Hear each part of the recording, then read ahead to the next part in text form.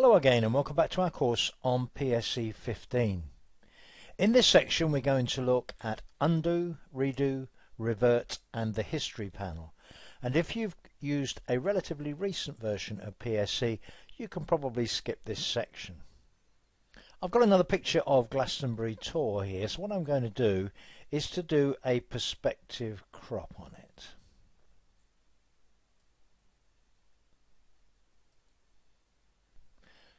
Now what I'm going to do is to select the zoom tool, right click on the image and say zoom out. If I wanted to undo what I'd just done, if I hover over the undo tool on the bar down there, it says undo perspective crop. Click on that, I've undone the perspective crop. If I hover over redo, it says redo perspective crop. Undo and redo we've used quite a bit already. And it's very useful to know what the last thing you did was, and if you do an undo, what that is going to undo. And if you have undone something, the redo tells you what you'll be redoing if you click redo.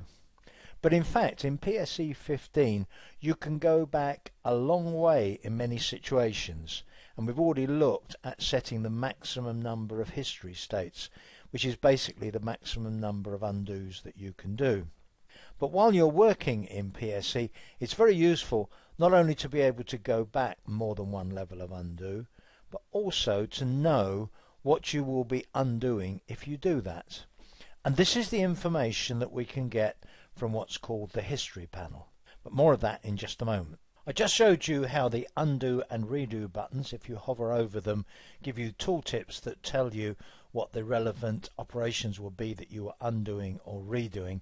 There's something else I haven't mentioned before. If you go up to the edit menu, you have undo, Control Z is the keyboard shortcut, and redo, in this case perspective crop, Control Y. That menu option will always say what redo is if there is a redo, similarly for undo. So Control Z and Control Y are two very commonly used keyboard shortcuts in PSE 15. But if you go into Preferences and onto the General page, the step back and forward, the undo and redo operations, you can change the keyboard shortcuts for those if Control Z and Control Y are not the ones that you would normally prefer to use. So for instance, you could change them to Control Z and Shift and Control Z if that's a pattern that you're more familiar with. So that's an important point as well about undo and redo, which many people do quite a lot of when they're using PSE. So what I'm now going to do is a sequence of operations on this image. Let me start by doing a smart fix. Auto smart fix. Okay. Now I'm going to do a perspective crop. Now another auto smart fix. Now I'm going to add some text to the image. I'm going to try another smart fix. And then I'm going to resize the image. And that's the next point that I've got to with it.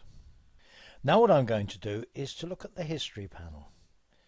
On the window menu, one of the options is history. That brings up the history panel.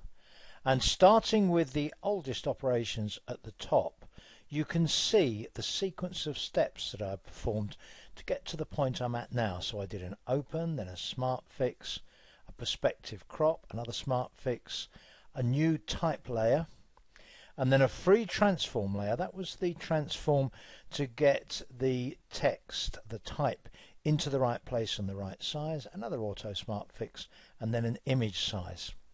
So I can see the exact sequence of operations that I've followed. If I want to go back to an earlier state, supposing I want to go back to immediately after the point that I did the perspective crop, if I click on perspective crop, everything up to that point is shown, including the crop itself, but the later operations are now in italic. And it's basically saying that at this point in time, those things hadn't happened yet. So that's the equivalent of doing several undos.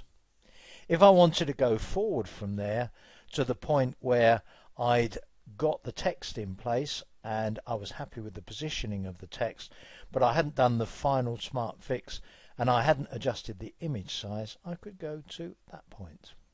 It's worth noting that not everything you do appears in the history panel.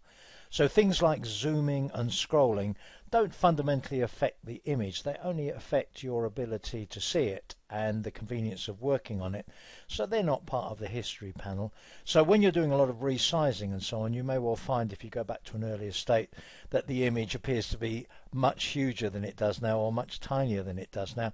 You may need to make allowance for that. But something else that you can do is to delete steps in the history. So supposing I just wanted to delete that particular auto smart fix. If I select that and right click, one of the options is delete. And that will delete an individual state. You may just have noticed there a little bit of auto smart fix was undone. And another very important point is if I go back to a state before I put the type layer on, and from that point I make another change. So for instance, let's suppose that I do yet another auto smart fix. The steps that have not yet been performed, so that's everything to do with the type layer, is lost because I'm picking up from the point that I went back to. And following on from that, if I go back to, say, the first auto smart fix, before the perspective crop that is, and I do a save, I'm going to save this image in Elements Organizer in a version set with the original. The name will have edited 1 added to it. Click on save. I'm saving that image at maximum JPEG quality. The version I'm looking at now, the saved version, doesn't have those later steps applied. I can still go forward and perform those, but they are not in the version that I've saved. I might then save this as a still further version.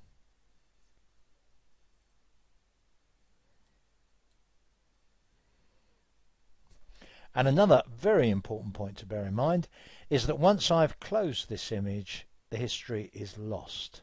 So I can't open it up again and undo things later on. What I've done now is to close the image, reopen it, that's the edited 2 version, perform some operations on it. Just briefly want to talk to you about Revert. We've used Revert a few times to take us back to our starting point, normally the point at which we opened the image. If I do a revert, it doesn't undo the history. What a revert does is it puts the picture back to look the way that it looked when I opened the image.